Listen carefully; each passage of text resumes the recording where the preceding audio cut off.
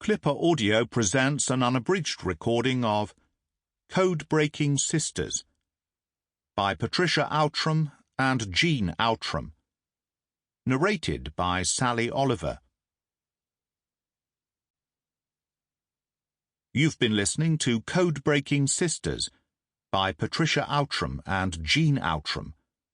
Narrated by Sally Oliver. Published by Whole Story Audiobooks, an imprint of W.F. Howes Limited. This work is copyrighted 2020 Patricia and Jean Owtram. This recording is copyrighted 2020 W.F. Howes Limited. Lancashire, January 2019.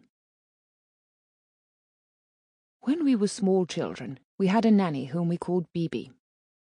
Whenever we complained or cried about the trials of childhood, grazed knees and other mishaps, she cheered us up by making us say, "It might have been very much worse." Years later that phrase became a sort of mantra for us Owtram sisters. We still quote it to each other when things go wrong, and it seldom fails to make us feel better. It is a sentiment that has helped to carry us through our darkest days. We had a happy childhood, and we were especially lucky to have each other. Though we could not have guessed what lay ahead of us, our early days in Lancashire laid the foundation for two very interesting lives. Chapter 1. Patricia. I was born in 1923, 5 years after the end of the First World War. My sister Jean came along 2 years later. I'd been told I would have a little brother or sister to play with, so I was unimpressed when she arrived, telling our mother, "She's too little to be any use." Our brother Robert, Bobby, arrived 5 years after Jean.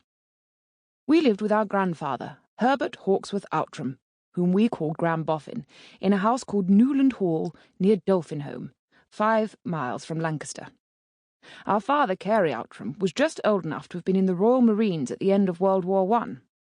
Our mother Dorothy, née Daniel, who was always known as Bunty, had been a land girl, driving a truck for the Women's Land Army.